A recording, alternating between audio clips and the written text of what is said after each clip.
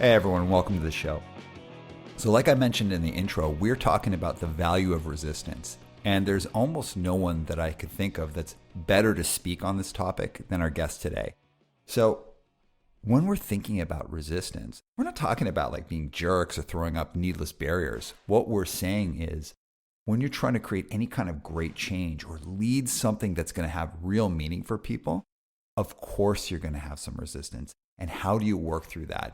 So with that, tuck in. It's going to be a great session. And Parimal, welcome to the show. Hi, Aram. Nice. Thank you for having me here. Absolutely. All right. So when we were prepping and asking you to be on the podcast, you came up with this great topic. So tell us, why did you want to talk about the value of resistance? To me, resistance has come to me. I have not seeked it out, and it constantly follows me around. So I've started to wonder if this is just a measure of the task or the goal that anyone takes on, that I have taken on. Mm-hmm. And it's a good counter to have, right? It's a counter that helps you calibrate yourself, calibrate your goal, calibrate everything around you, and find meaning in it. I think resistance has meaning in it. Yeah. Well, I want to hit on that, but the interesting thing you just brought up that you and I have laughed about before is like, man, is it me?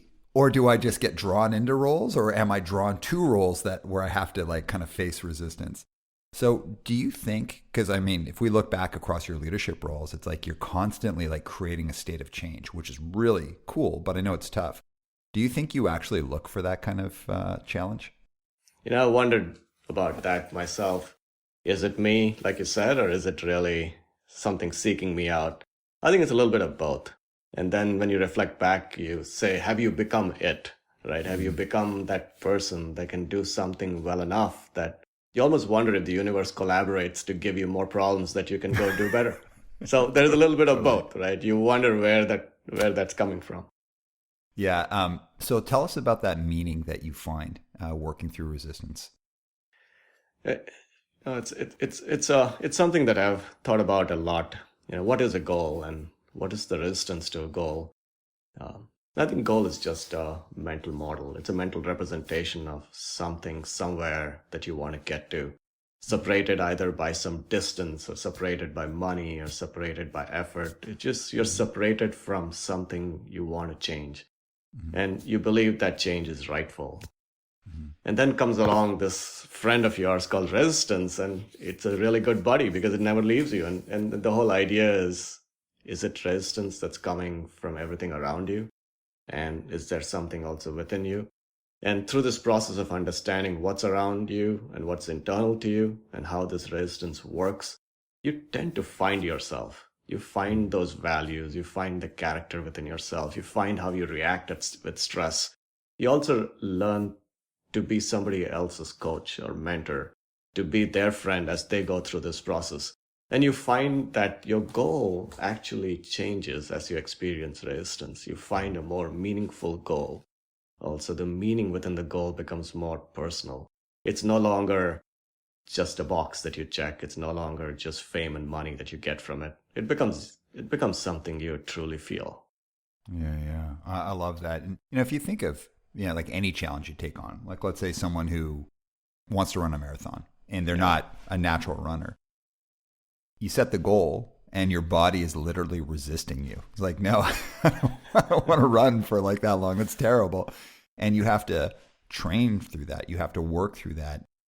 Running and distance running is, in my opinion, more of a mental game than a physical game because most people's bodies can accommodate doing some kind of a distance run, but not all people's minds can accommodate that kind of challenge.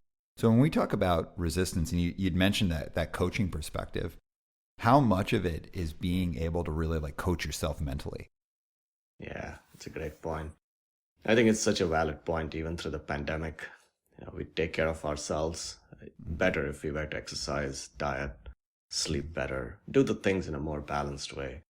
Mm-hmm. And I myself dropped the ball on all of that in the first year. And then you wake up and you go, you're hurting everywhere. And you're just doing your job or even not giving enough attention to your family or kids. And you want to change, right? Mm-hmm. You want to bring change in yourself. And as we talk about exercise, there's no such thing as a painless first 6 week, right? So you start with 6 to 8 weeks of sheer pain. You're crawling up the stairs after you come back home. You're doing all those things. And I went through that. And then you remind yourself that you're never going to do that again.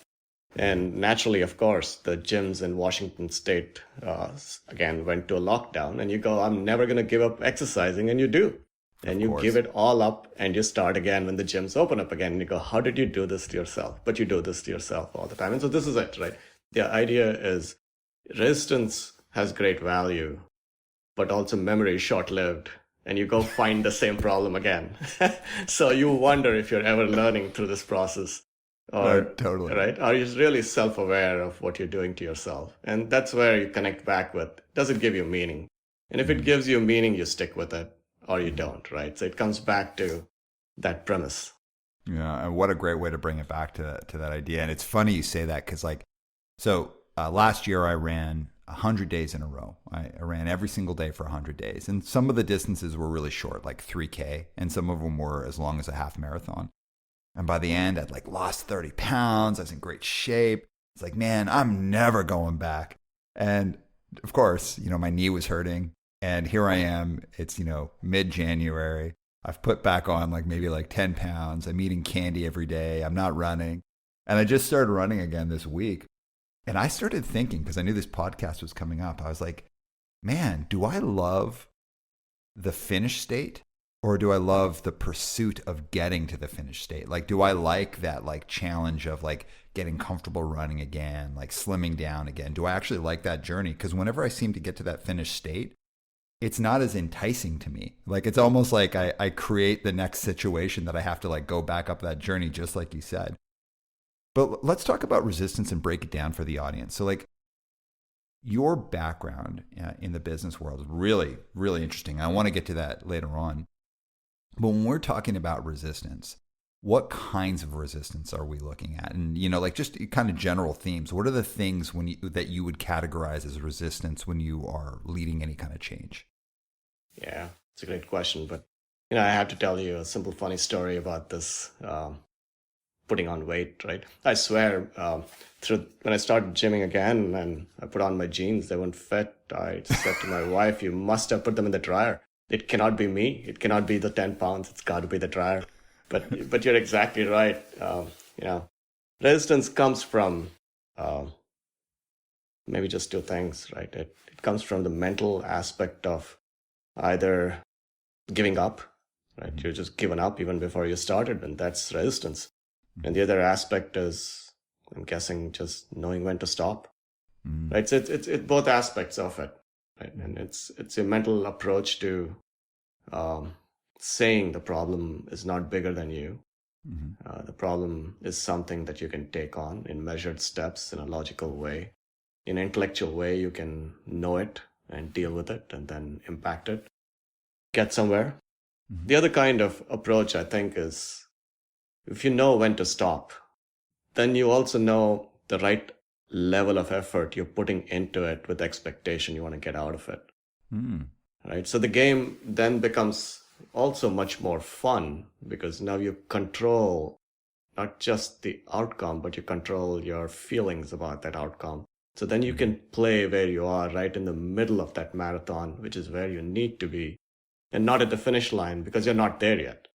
Right? You're playing and having fun where you need to be and where we are.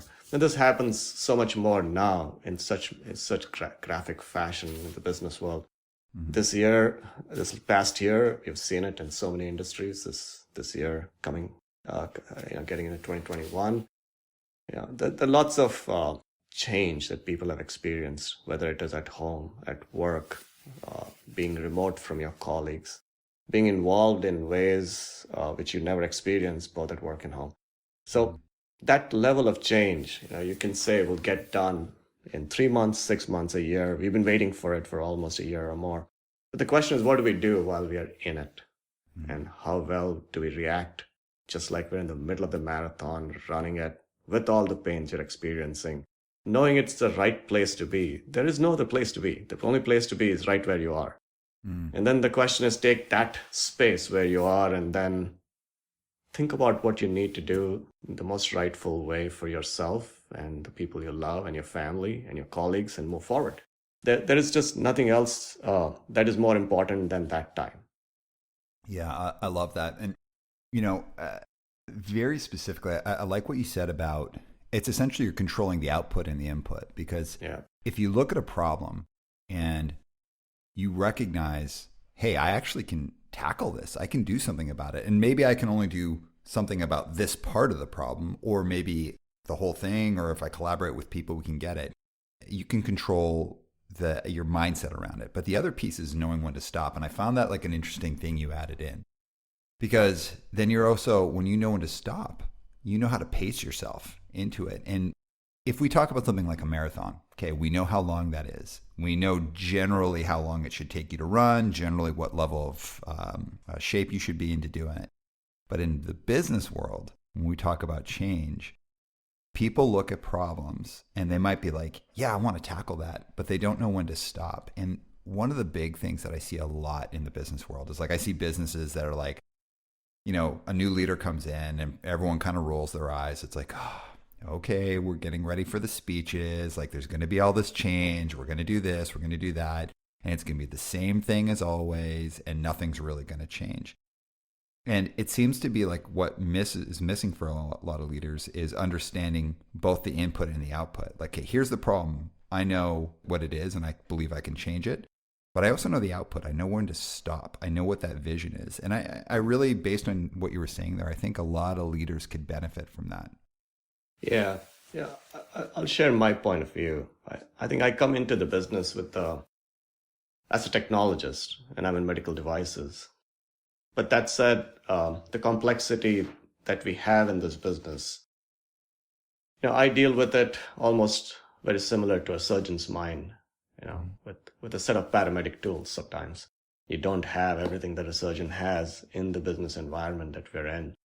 But you really have to have the vision for what needs to come 3 to 5 years, and come out of it.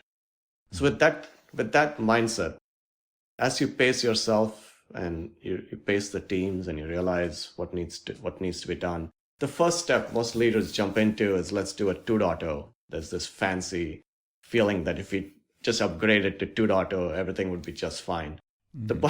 The problem is 1.0, there's still things that need to be fixed in 1.0, right? And some of those just need to be stopped, or some of these need to be changed, or some of these need to be addressed. Even acknowledging what is 1.0 is more important than first jumping to 2.0. Right. So taking that step and then coming back to addressing what is the problem we're trying to solve before we jump to the solution, because then that gives you opportunities to think what's in the box and also what's out of the box. And then you get to the space of saying, are you comfortable with that which is out of the box? And then you address the problem with that discomfort, that mental discomfort of saying, I always visualize the goal a certain way. So I'm in ultrasound. I'm in the business of building ultrasound machines and designing them. We have a goal. Our goal is to create systems, machines, science that helps clinicians do what they do better for the patients they serve. And eventually we are in the medical technology business to help that outcome, to help a patient feel better, to have a child diagnosed correctly, to have somebody sick get better by what we do and what we image. Now, with that empathy, with that knowledge that every day we put in is a day that is worthwhile, how do you take that goal and now change that to a 2.0? You want to keep that essence. You want to keep that essence, which is you, which is our team, which is who we stand for, but also change what our outcomes are in a measured way so that it takes the business to the next level. It takes people and developing them to address that discomfort so that we can take into account what is changing around us. But we never lose us through this process. That's the key, and that's the value. So I love what you're saying. Now we're going to get sticky, though, because a lot of people, and this is something that I've seen you do exceptionally well in your career, but a lot of people talk a big game about change. Yeah, we're going to change this. We're going to do that. And then they start to get resistance, and all bets are off. And I want to identify some different kinds of resistance I see. So one of it can be investment. A business is like, we're going to do this. We're going to be we're going to move to number 2 or we're going to move to number 1, but they don't want to invest, right? They've got all these big ideas, but they don't want to put any money into it. So sometimes there's investment resistance where a company doesn't want to spend. Other times there's leadership resistance, and where it's like the leaders of an organization, they're like, yeah, pounding the table. And they're like, we're going to change, but they want everyone to change but them. But another kind of resistance we see is like people within the business. So people who've gotten comfortable, people who maybe have a good quality of life and they don't really care about the outcome. They just care about keeping their world comfortable. And I see those 3 kinds of resistance. So like it'd be like a financial investment resistance, leadership resistance, and then just people in general who just want to be comfortable. That's where it gets sticky. And I'll give one that's unrelated, but one that's important to think about is like when we think about diversity and inclusion, like so many companies like beat the table, like we're going to be this and that. But at the same time, they don't necessarily change. They just get good at marketing the idea that they're going to change, because change is really uncomfortable. It's super difficult and very painful. People have major reactions. They get personal. They call you names as a leader. They say that you're a dictator and you're doing these terrible things, when instead you're actually just trying to get to a good place for the business. So you as a leader I've seen you face this stuff with the kinds of business changes that you make. So think of those 3 changes, the financial resistance, the leadership resistance, and then like the people not wanting to get out of their comfort zone. How have you managed to look those things in the eye and help businesses change?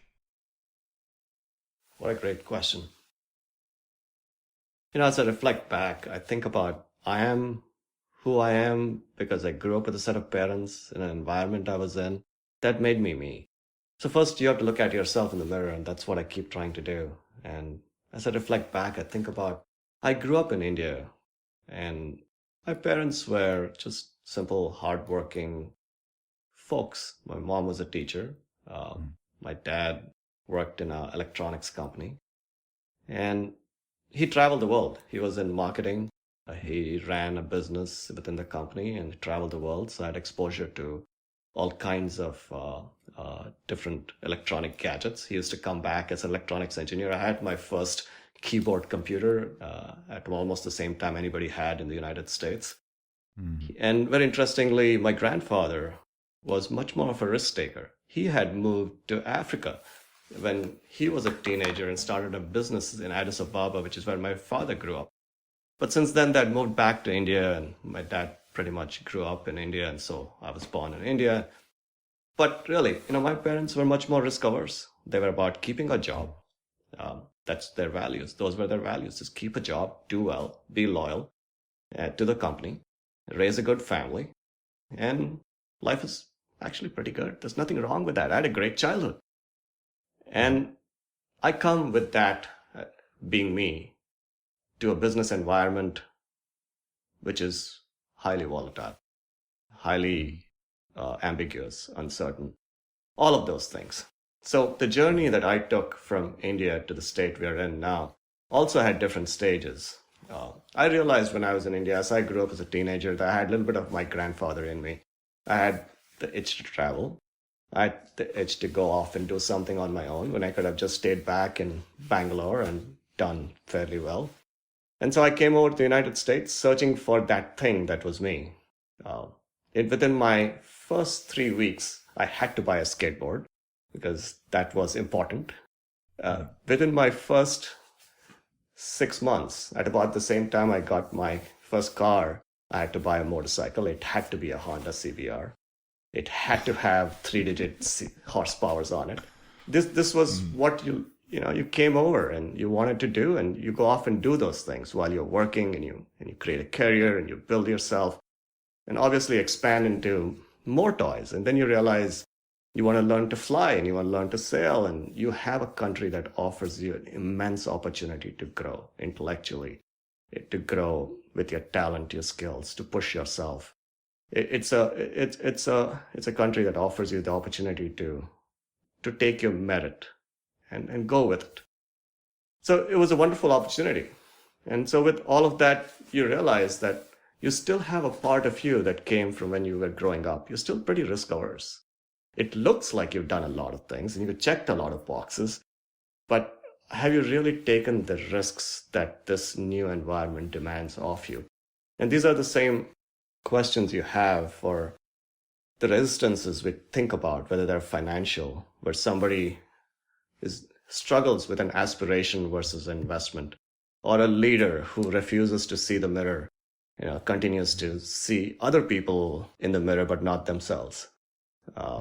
You tend to look at yourself and say you had a certain quality of life and it actually got better in your own way and it's actually pretty good. So what's the problem? Why be more uncomfortable? Right? It's a pretty comforting situation. And then I've thought of what is a no regret move for me in 20 years versus the next 3 months of the next year. And then you realize that when you do get to a certain endpoint, either with your career or with whatever it is that you want to do, that endpoint, the longer term, the lifelong endpoint that you want to achieve is very different from the comfort you want to feel now. You'd rather experience the pain of being in the middle of a marathon versus standing on the sidelines and cheering someone on. If you are wanting to play the game, then you got to get in the game and play it. And for that, it is going to take all these various things that need to be addressed. And resistance becomes an opportunity. It becomes an opportunity to practice, to get to that goal. Because you do realize that goal is going to take you to a completely different level. And to be ready for that level, your muscles have to work. And for that, you have to have resistance. It's strength training, right? Your bones do atrophy, your muscles do atrophy unless you put in the effort. And so you put in the effort to get to the next level. And I think at the end of the day, as I have looked at diversity and inclusion, it's no longer just 2 words for me. It's just how you live, right? How you live, how you practice, what you do, your behaviors. It just becomes you. You stop thinking of yourself as having immigrated to a country. You stop thinking of yourself as being of certain gender or color. You start seeing who it is in front of you for what they are. And then you start to have a lot more fun being just there in the middle of people, in the middle of teams, and taking teams to another level. And the authenticity is what makes it fun for you because you are yourself.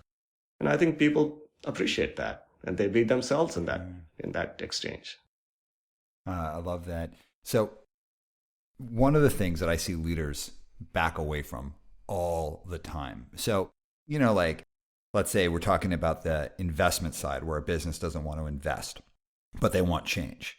Most leaders can handle that. They know how to be in those kinds of conversations, and whether it's with investors or whether it's finance, they know how to kind of play the game to squeeze that out. There's a certain logic that's in there. When it comes to people who, let's say, report up to you and they're afraid to look in the mirror, there's certain ways of working with that. But one of the things that I see leaders struggle with the most is the resistance, the challenge that comes with pushing people outside of their comfort zone. And so people who have gotten comfortable and they don't, I've got a good quality of life, I got a 2-car garage, I got a classic car, I work a certain amount of hours. The only thing keeping me here is I don't want to drive 30 minutes further to the next company down the line. So I'm pretty comfortable here and I don't want to be uncomfortable.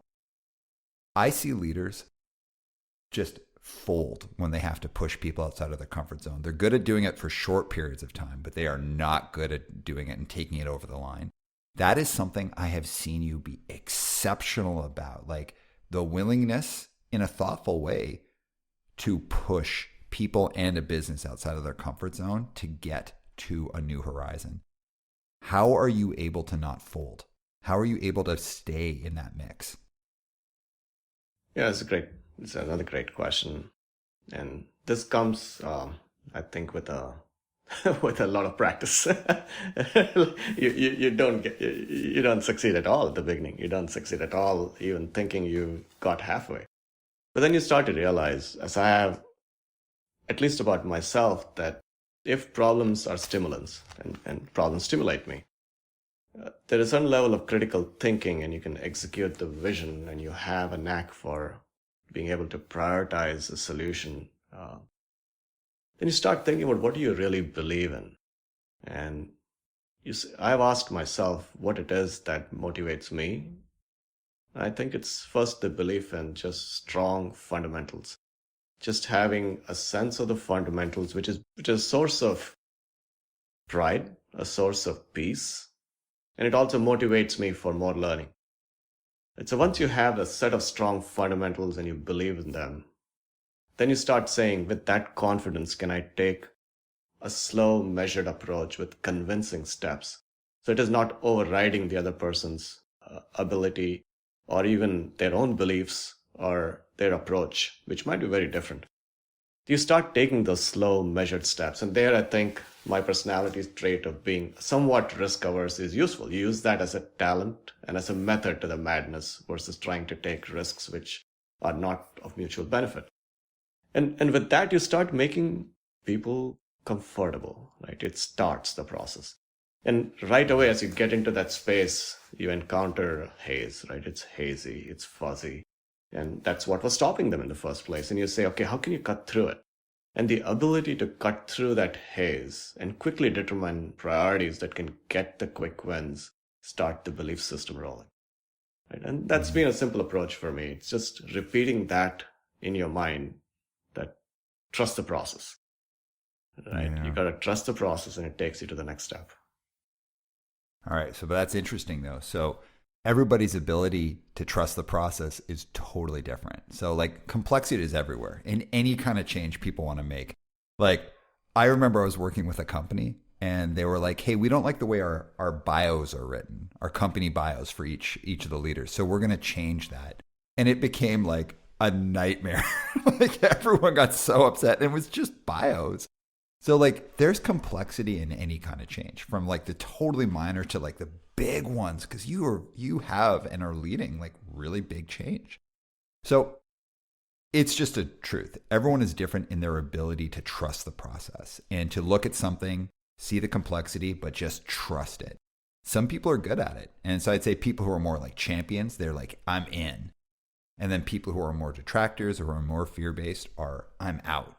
But there's a whole spectrum of people in between that have different levels of being comfortable with trusting the process and really looking complexity in the eye. So how do you as a leader account for that? Knowing that there's going to be a core of people that are with you. They'll trust the process, they can handle complexity, and there are major detractors, but also everything in between. How have you been able to have a diversity of people go through change with you and manage the resistance that's a part of that? Yeah.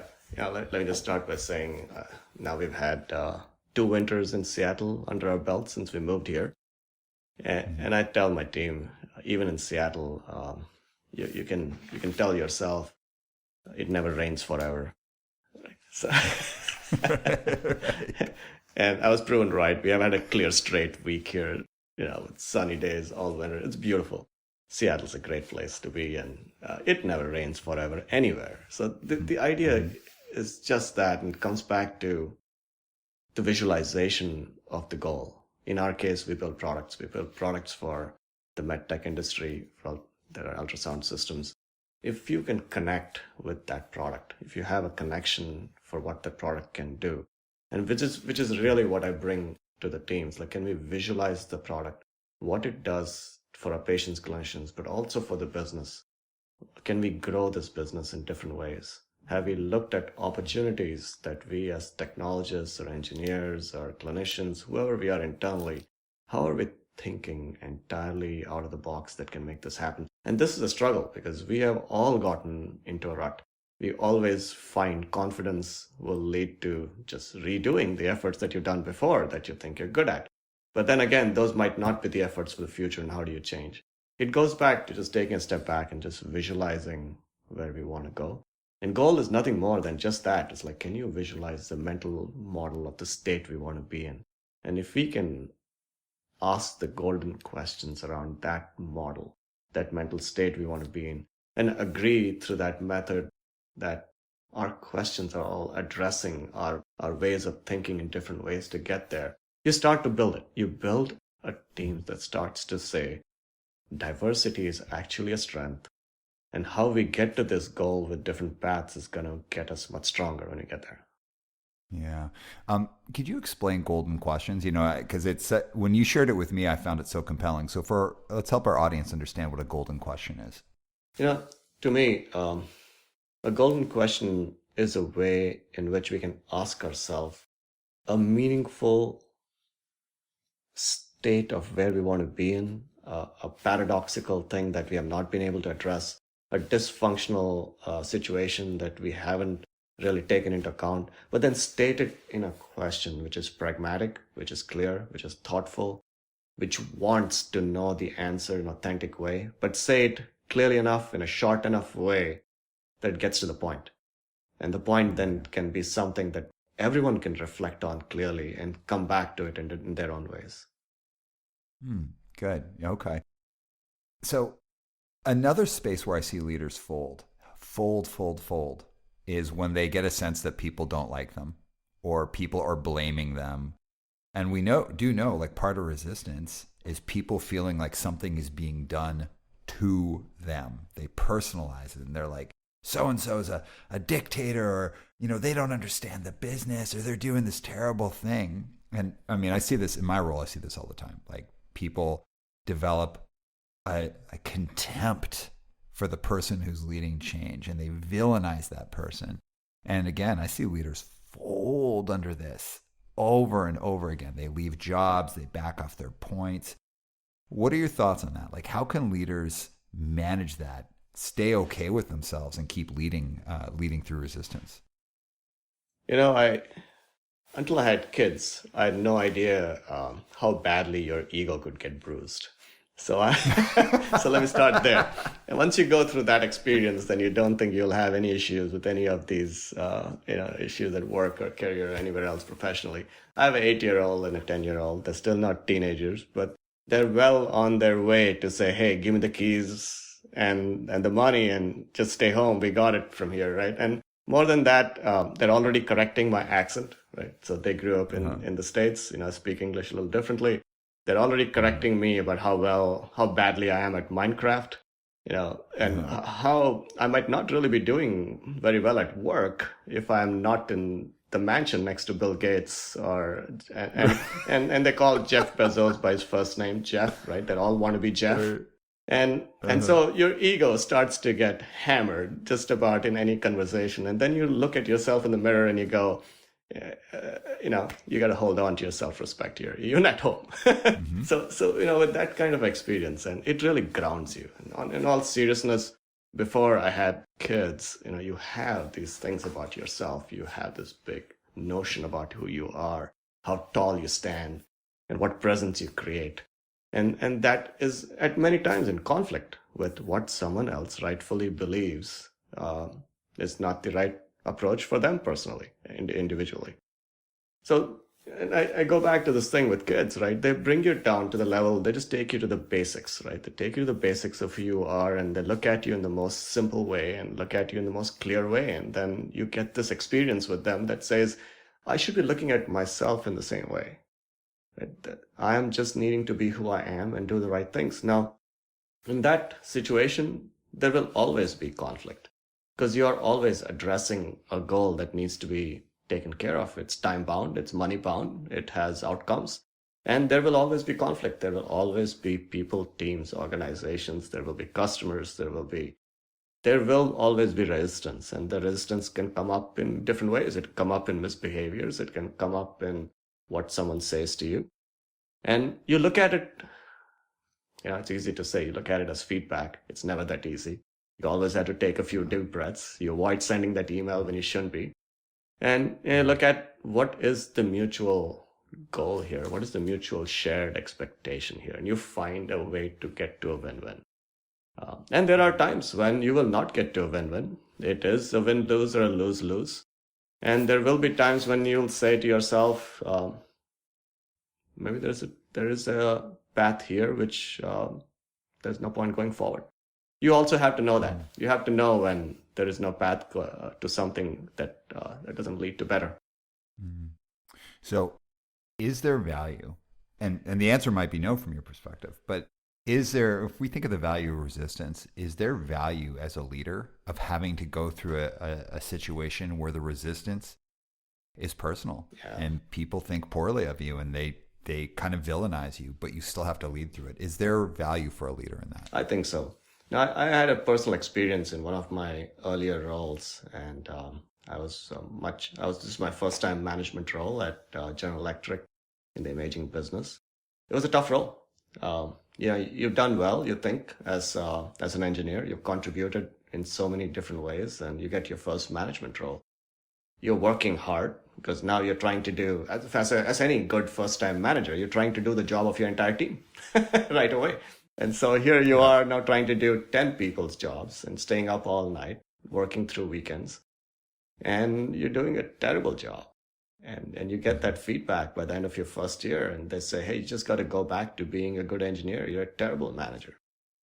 And the greatest,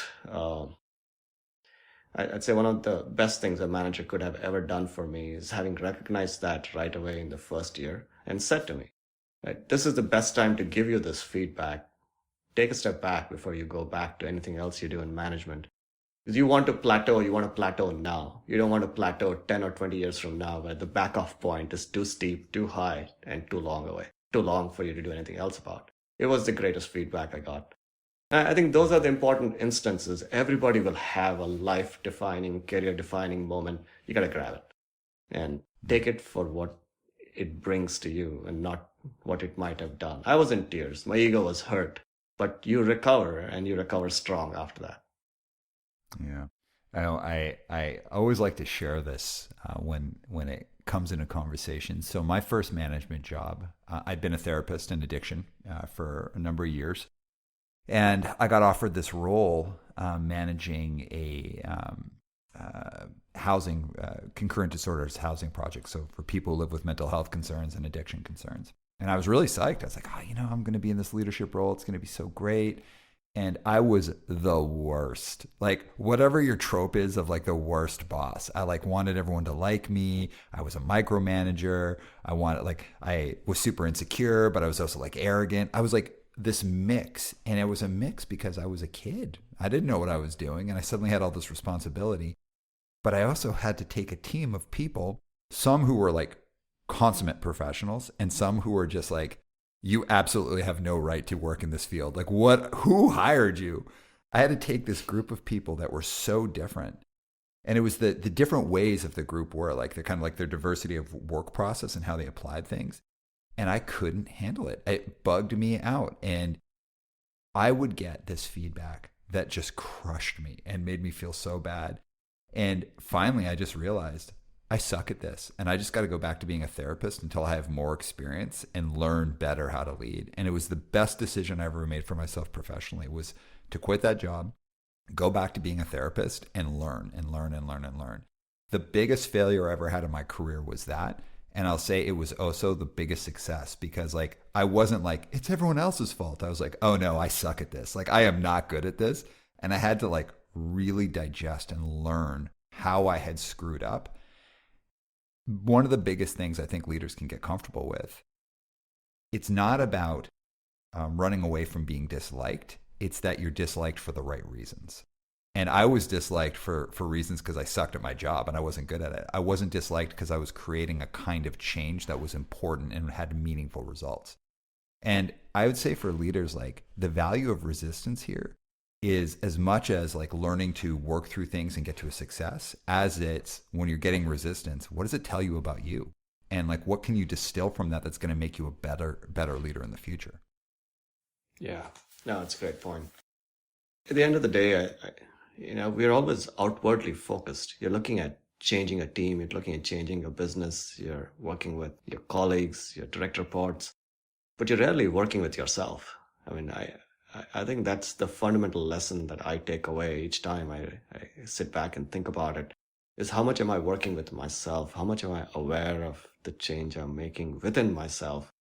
And without getting any more abstract, it's really the change you see in yourself to the greatest extent is also projected out. And you see the results. I've seen that in my career. I've seen that in my personal life.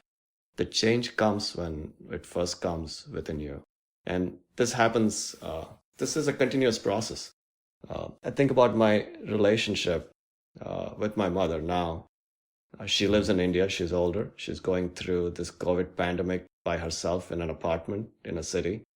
And I think about the amount of change that we have all experienced and the choices I have in front of me. And am I the right person living away from her? Is this the right goal given what we have all experienced in this last 2 years? And has the goal changed? Has the life goal changed? Has the career goal changed? And you reevaluate all of that to say, what are you as a person? And unless you can evaluate all of that and say, this is who you are and present yourself at work as a complete person, you don't have a right to expect everybody else to show up and change for any other goal that you lay out for them. So it's really like holistically pulling this together has meaning, right? And people see through it. Yeah, 100%. So, as we're heading towards the end here, I've got a few questions that I want to ask you about really the nature of complexity doesn't go away, right? So like we know there's always complexity. How do we keep people in a state of feeling like that change and managing complexity is a good thing while also allowing them to be a bit resistant? Because like people are going to resist, and they could resist because they had a crappy day today or because they're afraid of something. We can't expect people to be these like robotic, like I am totally comfortable with any change, don't worry about it. So how do we allow people to have their reactions and their difficulty, and we don't expect them to not be afraid of change and to not resist, but to be comfortable with being in the process? How do we help people get there and build up teams basically saying, we'll give you your space to react, but you've got to be comfortable with the process here? How can we get people there? Yeah, it's a great question. We always say, trust the process, but you don't trust the people, then it doesn't work, right? Mm-hmm. So you have to find a way to trust the process, but you really have to find a way to trust the people to trust the process. And that's really the process for a leader. Right. And the whole idea comes back to complexity. Does anyone want to deal with complexity? The answer is heck no. We'd all like to have a way of just not having to deal with resistance, complexity, change. I think it's completely okay to first be a human being talking to another human being and say, yes, we both share the same vulnerabilities. I feel the same way, or maybe even different, but I have an equal set of vulnerabilities as you might have. Unless you're connected at that level where you're okay as a leader to say you feel weak some days, you feel off skelter some days. And it's okay for, anyone, your colleague, to say to you, hey, I'm having a bad day and I might actually give you a really hard time today. And it is okay if they do that, because now you're taking them for who they are. They are a human being going through a lot. And so are you. And once you're connected at that level, you have a relationship that builds that level of space and patience. You're patient only with people who you have a good relationship with. The rest, you barely have the time. And so you build that relationship, you build the patience, and then comes the trust as you go through stressful situations, and that builds the process. And it's a journey. You have to take steps through this journey. Yeah. All right. So heading in, we've got two more questions left. So one of them is going to be a business question, and one of them is going to be, I think I'm going to make it a music question for you. You ready? I'm ready. Okay. So value of resistance. I'd say every senior leader for sure can say like value of resistance. It's been like a career maker for me, like successful professionals. But I want you to think of like first-time managers, young people, people who are heading into that, maybe moving from a frontline manager to more of a mid-level manager. What is some advice that you could give people about not just getting comfortable with receiving resistance, but actually thriving in that space? What's some advice that you could give for them to help them get there?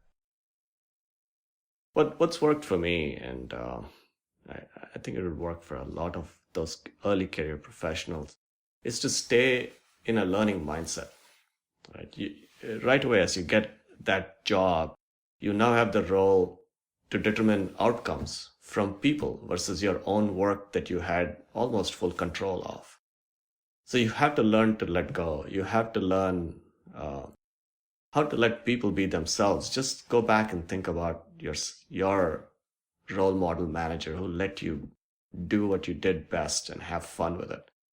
And all of that requires so much different way of thinking that I almost think taking a step back and saying, do I have a learning mindset as I approach this problem, rather than I have to check these boxes to get ahead in my career, or I have to check a certain amount of deliverables to get something done in a certain time, or whatever it is you're aspiring to be or do. Can you take the approach of, hey, what did I learn today? Did I share it with somebody? Did I learn something from someone else? And can that be rolled into your day in a way in which you'll end it in a meaningful manner versus having to think any other way? Yeah. I love that. It's fantastic. All right. You ready for your last question? Music question. Now, here's your music question. All right. Post-pandemic. Pandemic is over. It's done. I show up at your office and I got 2 tickets to a concert. What concert do you want that to be front row and center? Oh, that's the hardest one. I want the one that makes the most noise. All right, so you and I are going to go see Metallica. We're going to be front row center. I don't know why in this scenario we're not bringing our partners here, but it's just you and me. We're going to a concert now. We're going to go front row center Metallica, you and me, when the pandemic's done. Yes, it's a done deal. All right, man. Anything you want to add in on this topic or anything at all as we're rounding off? I think it's been a great talking to you, Aram. As we talk about resistance, complexity, we talk about being uncomfortable. We talk about all these things that have a negative connotation, but I think they're figments of how we make them negative. They're not necessarily they're not negative in their own attributes. We use them as spades to dig out the dirt to get to a goal. That doesn't make the spade dirty, and it's just a tool. I think of these as mental tools that we can observe and use, and that make space for us, make a way for us. Yeah, what a great way to end off, because the idea of resistance sounds bad, like, oh, resistance. But actually, resistance, like, hey, if you plant a seed, the seed is resisting the soil. It's growing up through the soil. That whole idea of resistance, if you give it the right mindset, it's just about how do you flourish by getting through a goal, or getting to your goal by recognizing you're going to have to push through a bunch of stuff. And I think that's such a great way to end off. So Parimal, it's always been such an inspiration to be able to work with you and to see the incredible work that you do. Everyone, I encourage you to learn more about Parimal and the organization he works in, because they do some really, really cool stuff. And thank you so much for your time today. Love talking to you, Aram. Thank you. Awesome. Thank you. All right, everybody. I will see you in the outro. And Dave, drop the beat.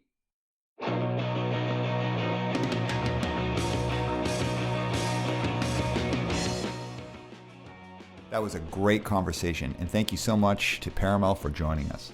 When it comes to perseverance and persistence and facing challenges, there's a lot of fist pumping. There's a lot of platitudes. There's a lot of memes out on Instagram. And I get it. Like, we're trying to inspire each other to keep going.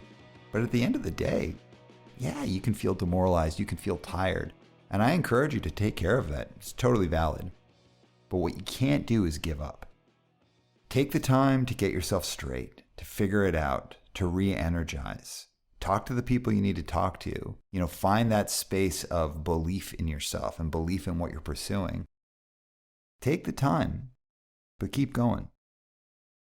If you believe in something and that thing has the ability to create real change, you got to put it all on the line. Again, you can go over the wall, you can go around the wall, and sometimes you got to go through the wall. It's going to cost something. But on the other end, if there's value, you're going to know that the effort was worth it. So with that, I want to thank you all for joining us this time. We're produced by Patrick McKechnie. We're edited by Dave Larson and designed by Tammy Levy. This show is all about connection. So if there's anything that you'd like to hear us talk about, if there's something that you'd be excited to hear about, something you want us to touch on, please do get in touch through our website. And until then, we will see you next time on One Step Beyond. One step. One step.